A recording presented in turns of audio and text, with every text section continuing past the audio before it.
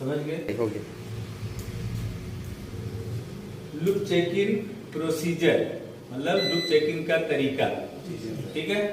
अब जब हम लोग लूप चेकिंग करने जाएंगे तो उसके लिए उसका पहले तो प्रिपरेशन करेंगे ना, तैयारी करेंगे, किस तरह से किया जाता है उसका तरीका मालूम करेंगे, ठीक है ना।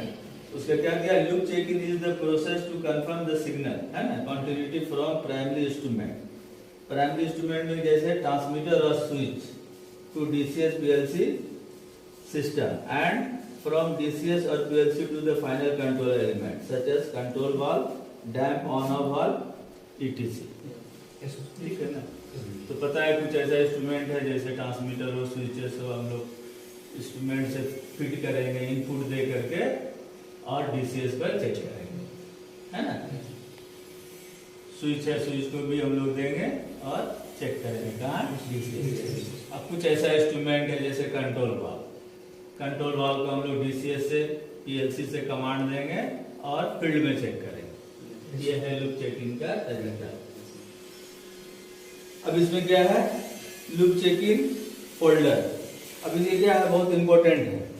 कभी भी अभी आपका मशीन में जाओगे लूप चेकिंग करोगे तो लूप फोल्डर के बारे में मालूम होना चाहिए।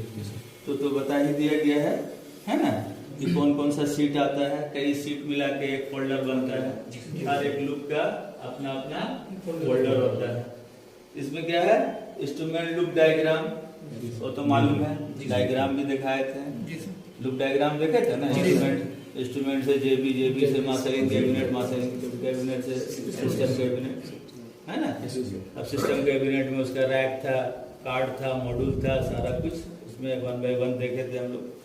दूसरा क्या है, पाइपिंग एंड इंस्ट्रूमेंट डायग्राम। इस डायग्राम के बारे में भी मालूम है।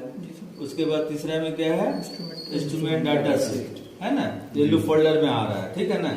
उसके बाद क्या है, इंस्ट्रूमेंट कैलिब्रेशन रिपोर्ट फॉर्म, जिस पर हम लोग कैलिब्रेशन कर रहे थे कैलिब्रेशन के टाइम में और रिपोर्ट बना रहे थे, वो भी इस पेपर लूप फोल्डर में अटैच होगा, है ना। उसके बाद क्या है, लूप चेकिंग रिकॉर्डिंग फॉर्म। हम लोग जब लूप चेकिंग करेंगे तो रिकॉर्ड करेंगे, है ना, वो भी फॉर्म दिखाए हैं, है ना। इस इंस्पेक्शन चेकलिस्ट, जब हम लोग कोल्ड लूप चेक करते हैं तो उसका पेपर जो बनता है वो पेपर भी रखेंगे। तो ये 6 पेपर चाहिए, 6 सीट चाहिए लूप फोल्डर, है ना, तब जाके आपका एक इंस्ट्रूमेंट का लूप फोल्डर कंप्लीट होगा। आगे क्या है, first step to loop checking, check and confirm the wiring is correct to according to IELT, ठीक है। अभी पढ़ रहे हैं, बाद में इसका एक्सप्लेन कर देंगे, है ना। उसके बाद क्या है, make sure no loose connection are present in the loop wiring.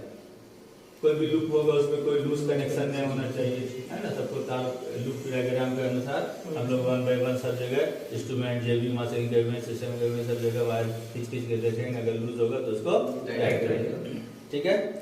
उसके बाद क्या बोल रहा है, close knife switch and check voltage across the terminal, ठीक है ना। नाइट स्विच मास्टरिंग कैबिनेट में जो नाइट स्विच है उसको गिराएंगे, उसके बाद वोल्टेज चेक करेंगे कहाँ, ट्रांसमीटर से टर्मिनल, ठीक है। उसके बाद check the range in DCS PLC whether the instrument calibration range in data sheet, क्योंकि डीसीएस में भी और पीएलसी में भी रेंज डाला जाता है वेंडर के थ्रू, किसके अनुसार, डाटा शीट। जब हम लोग कैलिब्रेशन करते हैं तो रेंज डालते हैं ट्रांसमीटर में या इंस्ट्रूमेंट में, जो भी रेंज डालते हैं एज पर डाटा शीट के हिसाब से। तो डीसीएस और पीएलसी में भी रेंज कौन डालता है, वेंडर डालता है एज पर डाटा शीट के हिसाब से। कंफर्म है ना, क्लियर है ना, वेरीफाई। उसके बाद क्या है, use communication device to contact CCR panel operator and check the reading 0%। सबसे पहले हम लोग क्या चेक करेंगे, 0%, है ना। कम्युनिकेशन किससे करेंगे, वॉकी टॉकी। कहाँ करेंगे, डीसीएस में जो ऑपरेटर बैठा हुआ उससे कम्युनिकेशन करेंगे, ठीक है ना, through walkie talkie,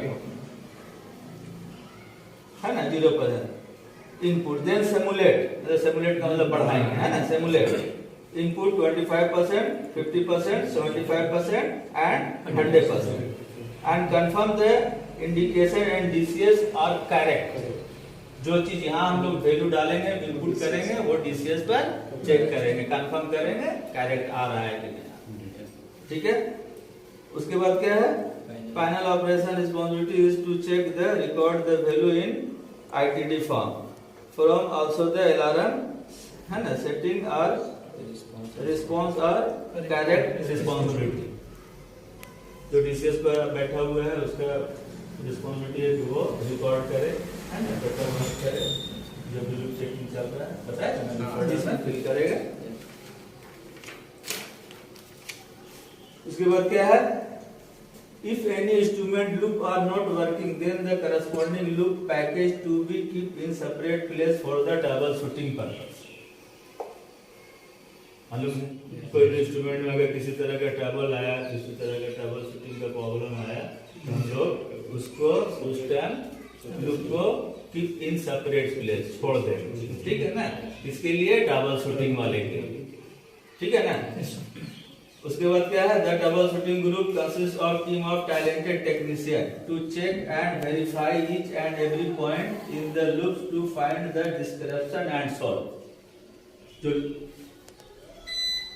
trouble shooting का ग्रुप रहेगा वो एज पर लूप डायग्राम के हिसाब से each and every point check करेगा, यानी ट्रबल को शूट करेगा, है ना, ट्रबल को शूट करेगा, ठीक है।